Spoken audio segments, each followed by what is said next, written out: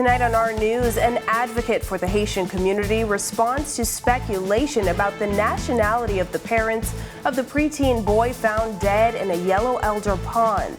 Plus, what government is doing to lower the cost of fuel. And later, it's summer camp time for dozens of autistic students, made possible by REACH.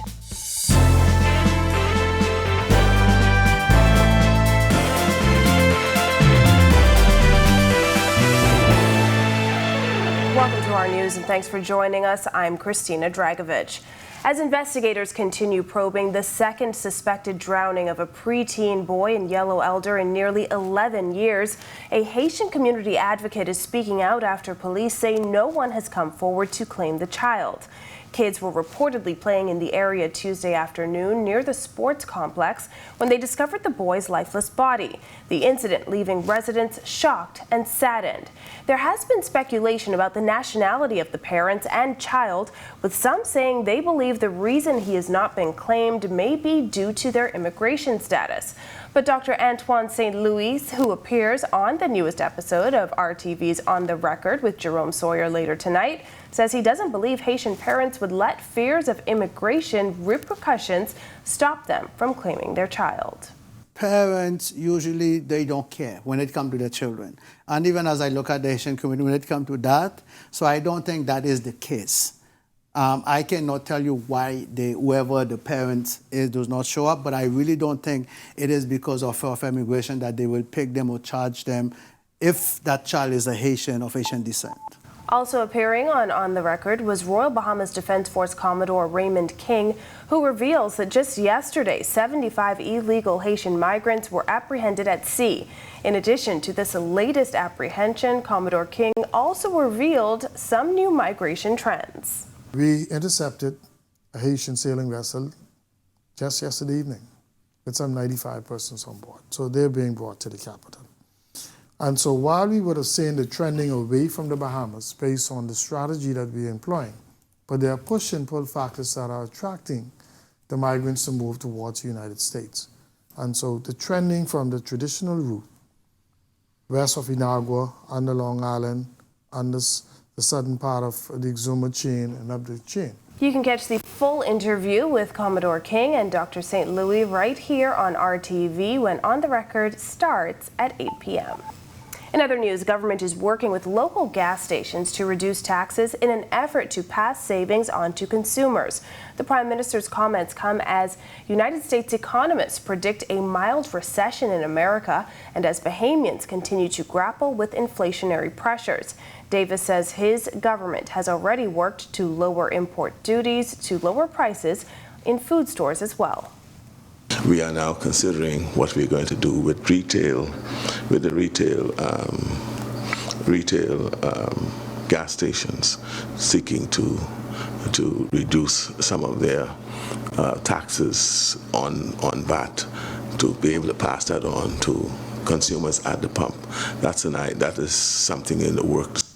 Another hot day in the capital. Meteorologist Greg Thompson is in the Weather Center with the latest. Thanks, Christine, and welcome everybody for our first look at weather on this warm Thursday evening. A carbon copy of what we had last evening. Temperatures still in the mid-80s, 86 outside our studios with just a few clouds. Your winds are still out of the east at 10 miles per hour and your feels-like temperature. Very warm, 92 degrees. Moisture associated with an upper level low that's spinning out there just to the east of the Bahamas, now moving into the Bahamas area, and that's generating some showers and some isolated thunderstorms. We will continue to see that moisture increase across our area tonight to tomorrow as this low gets closer to us.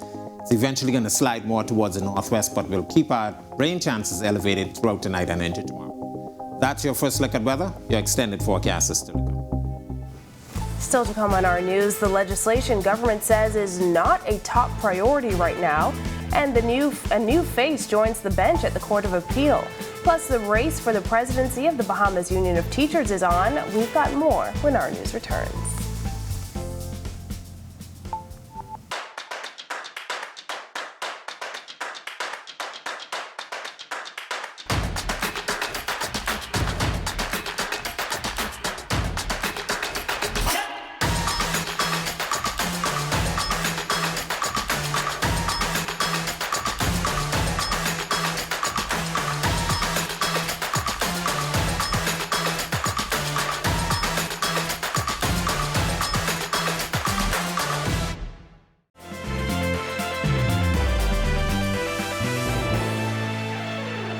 Campaign anti-corruption laws and campaign finance isn't topping the government's agenda at the moment, according to the Prime Minister.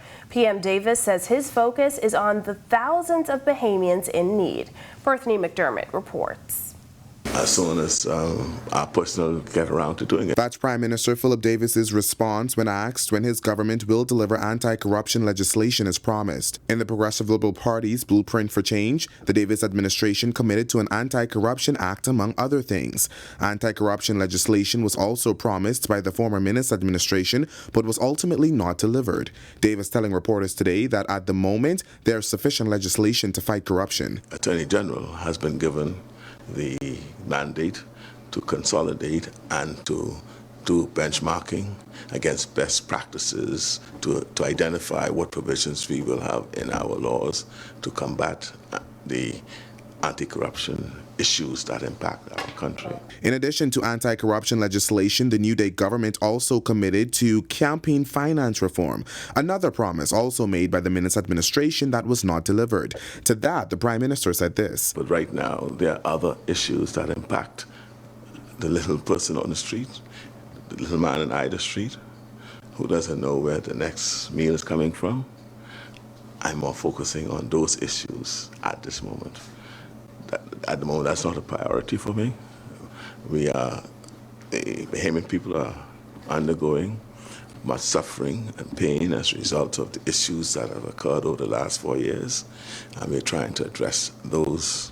Now, the Prime Minister making it clear that while these pieces of legislation are important, they're just not priority at this time. Reporting for Our News, I'm Berthany McDermott.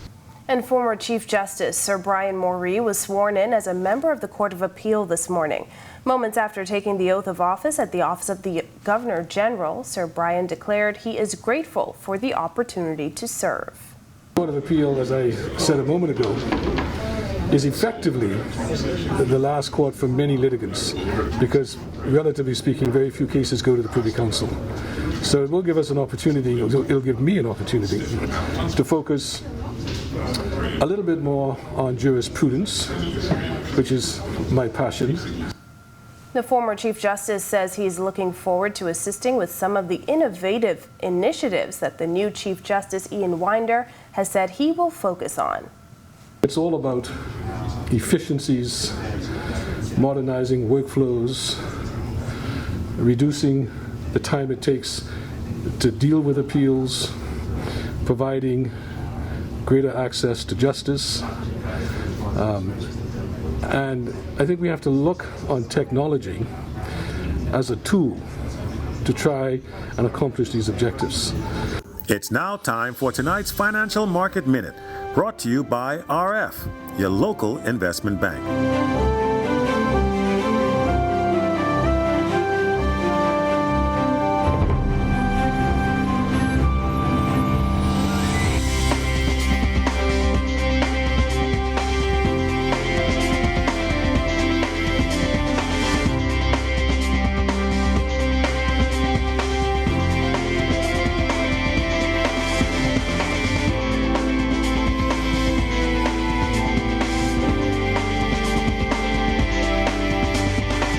This has been your Financial Market Minute. To explore the best performing mutual funds in the Bahamas, visit our website at www.rfgroup.com. When our news comes back, meet the man challenging Bahamas Union of Teachers President Belinda Wilson for the top post. Plus, coming up in sports for you tonight, the Bahamas with a gold medal in the 110 hurdles. Antoine Andrews gets it done. We'll give you details on that. We'll also tell you about the Summer of Thunder as they continue at the Kendall Rogers Gym. That's all coming up in sports. And later, the summer camp for autistic students, all made possible by Reach.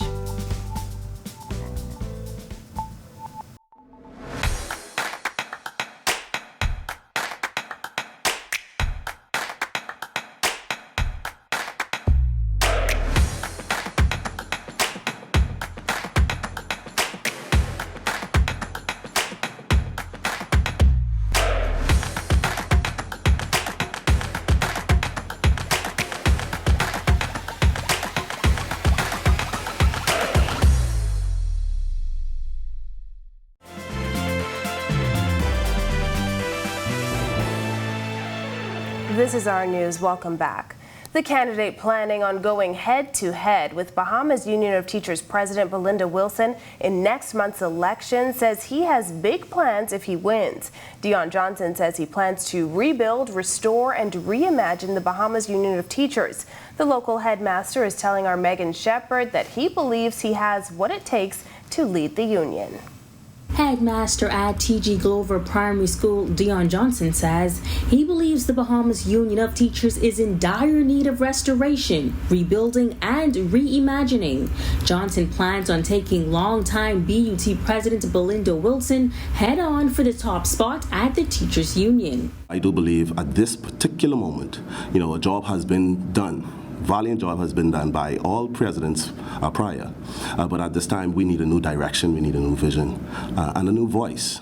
Now, Johnson says the goal of the Bahamas Union of Teachers will remain the same, and that is to always act in the best interest of educators. However, he says what he's bringing to the table is a new style of leadership, one that is conducive to producing results. The Bahamas Union of Teachers, we will need to rebuild the relationship between the employer and ourselves, so that when we sit at the table to speak about the needs of the teachers, it does not have to get to a point of gridlock. Johnson says he wants members to know that he is willing to fight for the benefits they deserve. He says his vision is to bring the union into the 21st century. Just under 2,500 members are expected to cast their vote on September 15th. Johnson says there are additional issues he plans to tackle. We have many teachers that are not sitting in a substantive position, no confirmation letters, their salaries have never been adjusted. And so that is the fight, those small fights, which really matters to the voice of the people, to the voice of the teachers, so that we can have a greater impact on the lives of our students and the lives of this Commonwealth of the Bahamas. Reporting for Our News, I'm Megan Shepard. Meanwhile, weeks after staging a peaceful demonstration and demanding a meeting with the Prime Minister, bus drivers got their wish and are revealing the results of the meeting. Marlena Leonard has more on this story.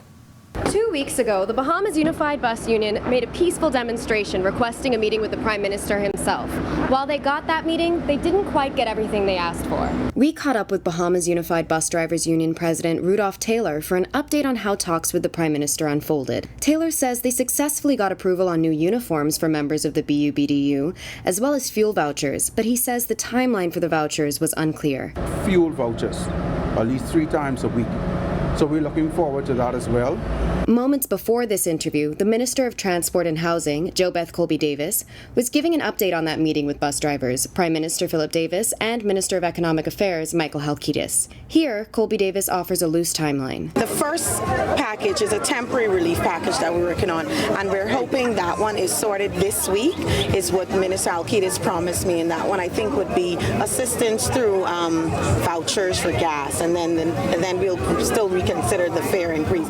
Taylor says he was told that new plates would not be made available for bus drivers the same way they were made available for taxi drivers.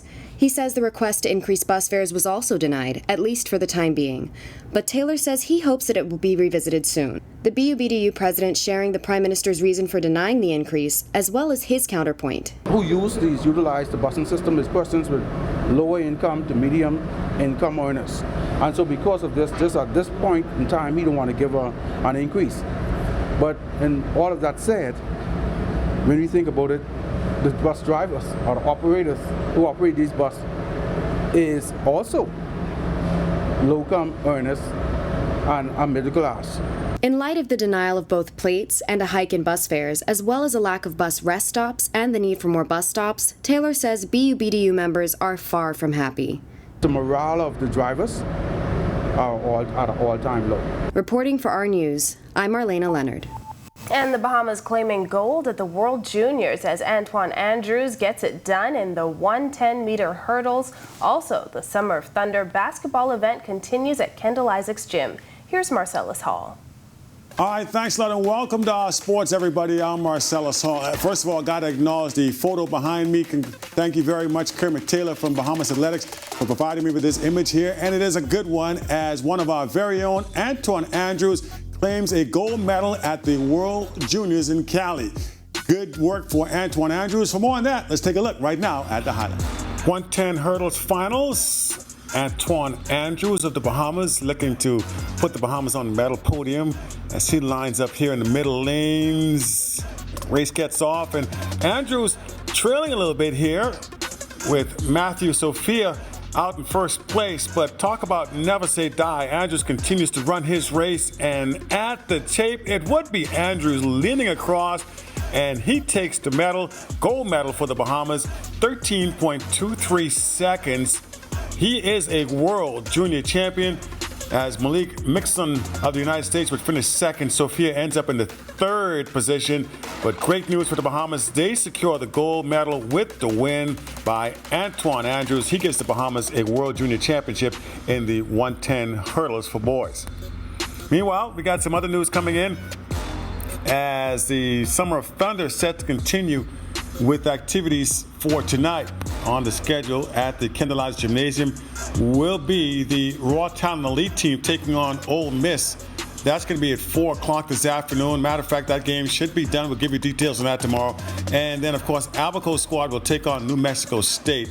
That game also just underway even as we speak. Again, we'll give you details from those games coming up for you tomorrow. By the way, the Summer of Thunder basketball camp takes place for tomorrow. In case you're wondering about this one, this will be an opportunity for all the young kids ages 5 to 18 to take part over the next few days at the Kendall Gymnasium. It's going to start at 9 o'clock tomorrow morning, run right through 12 o'clock tomorrow. As far as that's concerned, She Hoops Elite women's basketball team from Fort Lauderdale will also be in this part, along with Robin Swaby.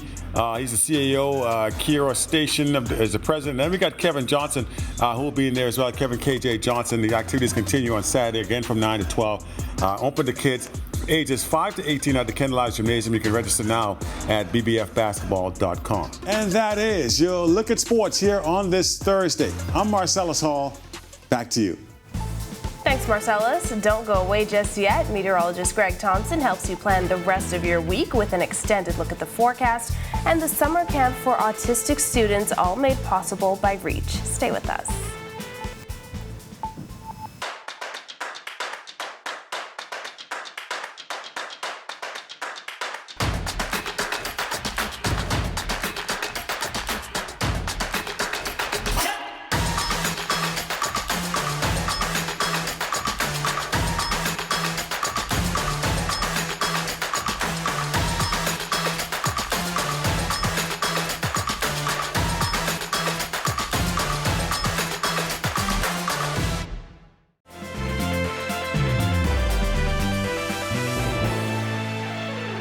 Welcome back to our news. A few morning showers on the radar for tomorrow. Greg is back in the Weather Center with a look ahead.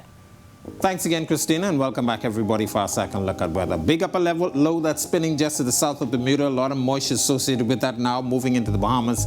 That's triggering some showers and thunderstorms across the island chain. Most of the activity will be concentrated really across the central and northwest Bahamas as this low continues to move towards the west. We expect the low to parallel the Bahamas and northern Bahamas eventually by the weekend, but the close proximity will keep shower chances and thunderstorms in our forecast throughout the period. Taking a look at our satellite view, as I mentioned, some showers and thunderstorms out there in the open Atlantic, some of that now moving into central Bahamas. And as I said, it's going to continue to remain with us throughout the remainder of the week and into the weekend. Saharan dust behind that, suppressing tropical cyclone development a couple of ways, moving across the tropical belt, but not showing any signs of development at this time. Boating forecast for the northwest Bahamas tonight to tomorrow. East to southeasterly winds at 15 knot, seas running 3 to 5 feet over the ocean.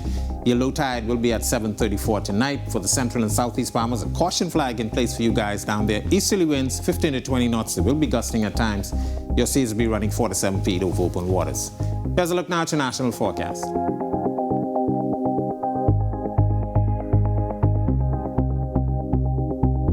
In your 7-day forecast, as that upper level low moves closer to us, showers will be in the forecast Friday, possibly even into Saturday, but the winds expected to pick up a little bit by the weekend. And of course, that Saharan dust will be moving into our area by the end of the week and into the next week, and we will see hot temperatures once again. That's a look at our weather. Make it a safe evening, everybody. Well, some 42 students on the autism spectrum learning some important life skills in a free summer camp by the REACH organization. REACH chairman Dwayne Gibson tells our Megan Shepard in our final story tonight, the 4-week camp will also provide the students with the therapy they need. We're really, really proud of the full wide spectrum of kids here, and the fact that for the first time we have about 5 kids from the Out Islands who've never had therapy before. He explains why this type of camp is so important. Parents of special needs children are looking for every opportunity to keep them engaged, especially since school is closed. Coordinator Talitha Strawn says their main focus at the camp is to instill independent living skills. We look at things like self-care, hygiene, basic chores, shopping, things that children should know how to do. Strawn notes that roughly only around 40% of students are verbal. She says the activities at camp help students develop skills we often take for granted. And the highlight of the camp, the best part about being the coordinator of this camp is working with a highly skilled team, as well as being able to celebrate the triumphs daily. No day is like the day before. And so we come ready for anything, and we just move beyond the challenges and focus on the accomplishments. Reporting for Our News, I'm Megan Shepard. Well, thank you for joining us for our news tonight. On behalf of the entire team, I'm Christina Dragovich. A brand new episode of On the Record starts right now.